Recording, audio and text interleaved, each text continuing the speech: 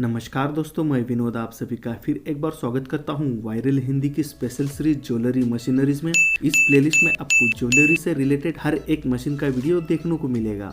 आज के इस वीडियो में आप 5 इंच इटालियन टाइप के रोल प्रेस मशीन की वीडियो देखने वाले हैं और यह मशीन खास करके बैठ के काम करने वाले यूजर्स के लिए बहुत ही यूज़फुल होती है, क्योंकि जो स्टैंडिंग वाली मशीन आती है उसमें खड़े होकर आपको काम करना पड़ता है और इस मशीन में आपको बैठे बैठे काम करना होता है।